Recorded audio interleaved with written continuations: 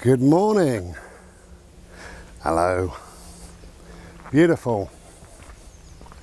Absolutely wonderful today. If we have a look up there, there's my friendlet, Mr. Solarface, smiling. There's my little boy doing his thing. So, out on a bimble on a beautiful warm day. I say beautiful and warm, I don't know what it is, 8 or 9 degrees, but I mean it feels warmer than 1, which is nice.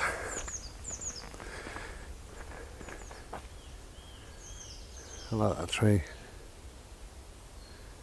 Just really like it. So, all the usual is done. I went to the garage and got my little meal deal. Been to the post office. If you're expecting a piece of art from me, it'll be in the post. In fact, Alison, Martin and Jean. Alison, Martin and Jean. Thank you, all 3 of you, for purchasing a piece of art. It is appreciated. And it's winging its way to you right now, to Alison, to Martin and to Jean. Thank you.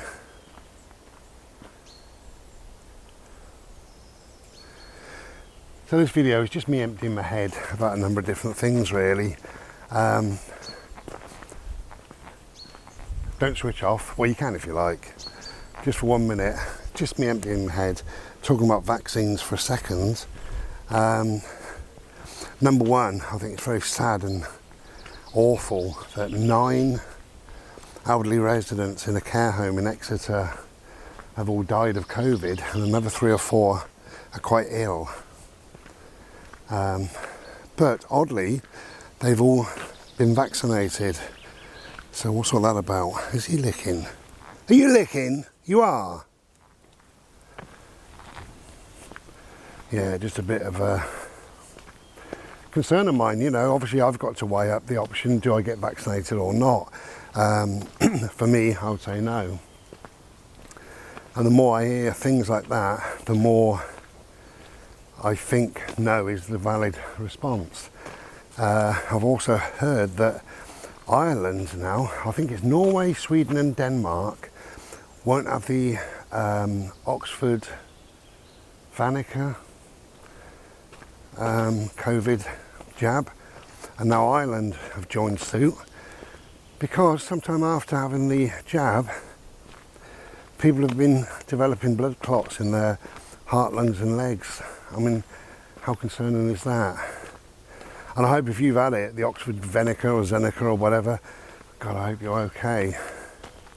But it's a decision we all have to make, and currently my decision is no thanks, you know. I'm doing okay. Looks like a mountain, the cloud behind that tree, you can see it. I know it's moving quickly, but it looks like a mountain. To me anyway. Now my trousers are falling down. I need to buy a new belt. Oh, them people again. Never mind. We'll go back and down. Come on, babe, we're going to go this way. Oh, those people as well. Look, there's so many people about. I think Austin and Sandy, you've both mentioned this really in your videos. If you get a chance to watch this video, doesn't matter where you go, there's people about. And it's very true. There's this lockdown lot who's never gone on a bimble in their life, who's stuck indoors, who thinks, oh, I've got to go out. And I don't blame them. I don't blame them one bit. Apart from the litter, then I don't blame them. People have got to do whatever they've got to do. And just stay indoors is it's boring, demoralising, you know, people don't want to be out. What a sky. What a glorious blue.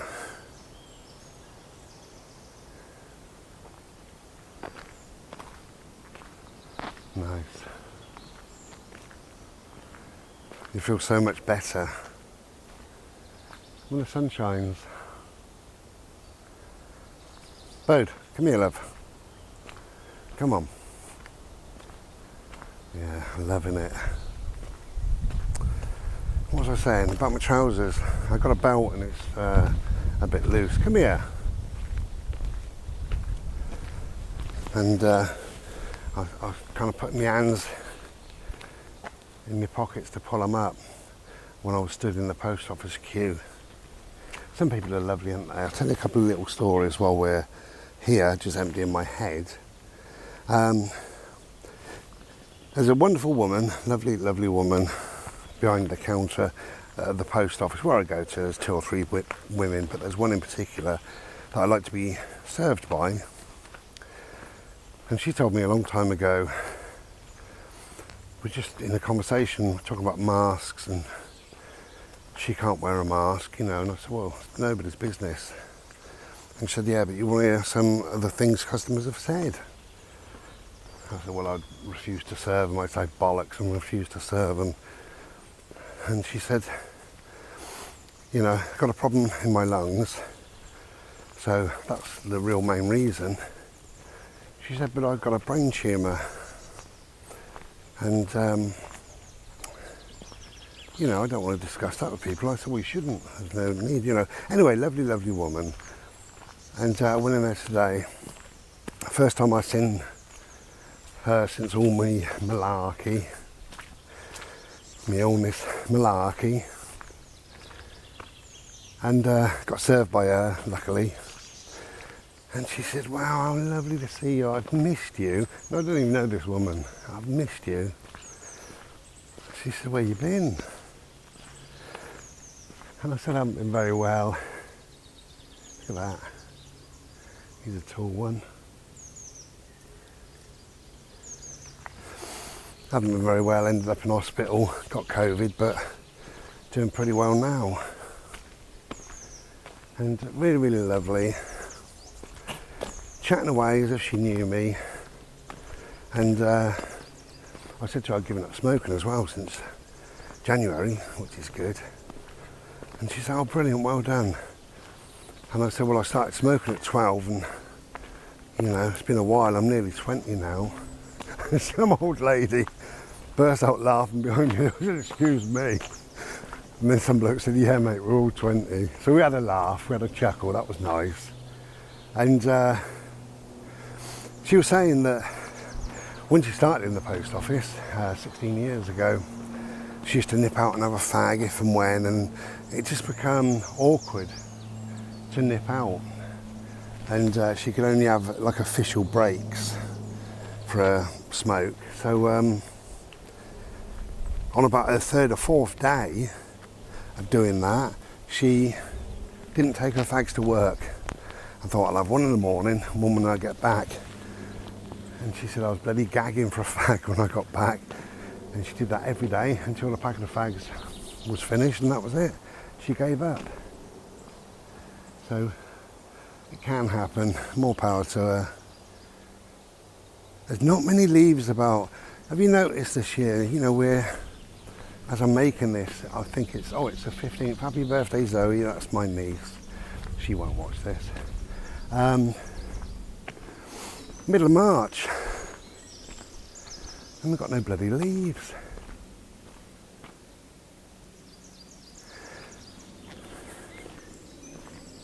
So you can be quite impactful in somebody's life, really, no matter who they are, whether they work behind the post office or whatever. And I could tell you loads, really, but one in particular, this really lovely woman that I met when I was travelling, playing BALL in the park, and a woman and 2 kids came in after a while, and they walked fairly close to me, and one of the little boys said in a slightly difficult way to understand, hello, but he verbalised it, or whatever, so hello. I said, you all right? And he said, yeah, and he nodded. And anyway, they stood and had a little chat with me. And one of the boys, I realised they was both obviously quite profoundly deaf. They got hearing aids in both ears. And one little boy's got very thick glasses. And they were twins. but they were maybe 7 or 8 or something. And one of the little boys said, "What's your dog's name?" And I didn't get it. Just couldn't get it. So I said, "Sorry," and he said, "What's your dog's name?" Well, now I know what he said. And I said, "I'm sorry." And so I got down on my knees, and Mum went to answer, and I said, "That's all right, Mum." And I spoke to him, and he said again, and I got it. And I said, "I'm very old and my ears are tired, so I can't really hear you. So when you talk, just slow down a little bit." But his name is Bodie. And he said, "Why Bodie?" I tried to explain a little bit. And he said, "How old is he?" Nice and slow. And that was really, really good. Anyway, I got off my knees and had a little chat with Mum. And she said, "How lovely of you, to spend time with him." And I said, "Well, I got the time, If I didn't have the time, I wouldn't be doing that." What a sky.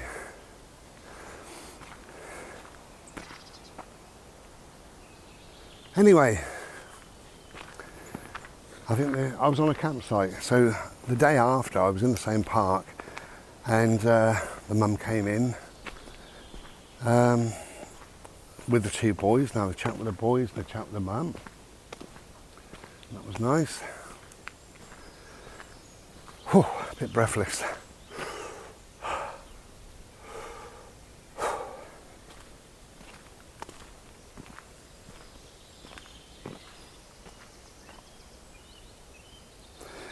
And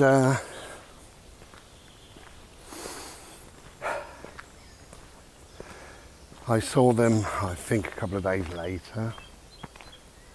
And then I went on my travels.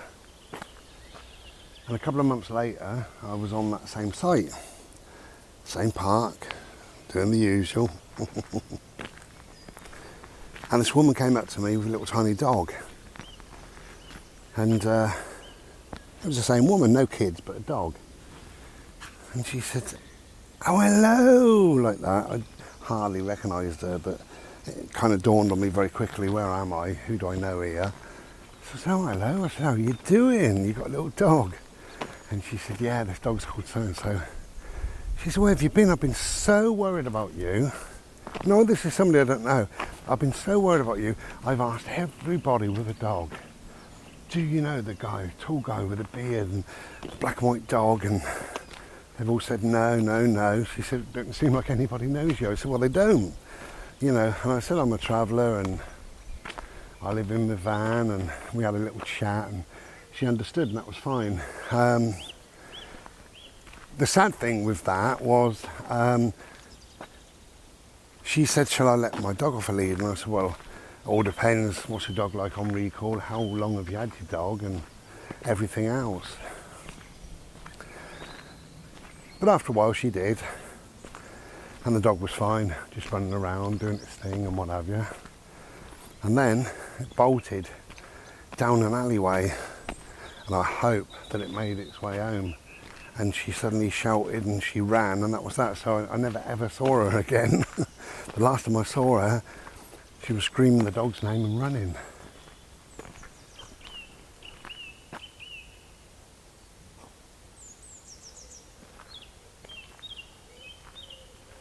Nice little scene down there. Very peaceful.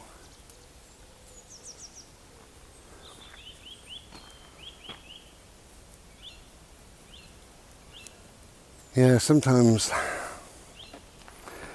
you can be impactful, you can touch somebody, you don't realise, that you've had that effect perhaps on somebody. Anyway, it's all good.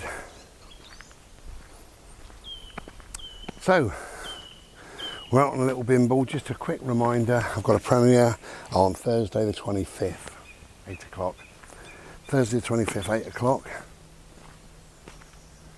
And I'll see you there, perhaps.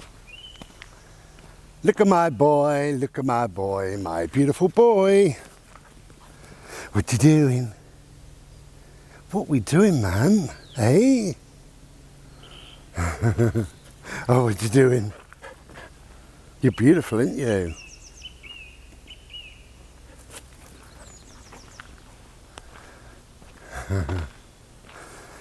Okay, I'm just going to enjoy our little bimble now. Hope everybody's doing okay out there. Don't worry if you've had the vaccine, whatever vaccine it may be. You know, I suppose the way of thinking about it is that millions have had the vaccine. I know some countries are closed really to certain vaccine, or to the AstraZeneca vaccine, but who knows, eh? Who knows? We'll have to just wait and see on that one.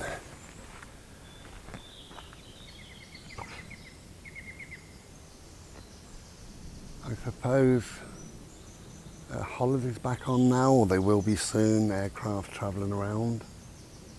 Who knows?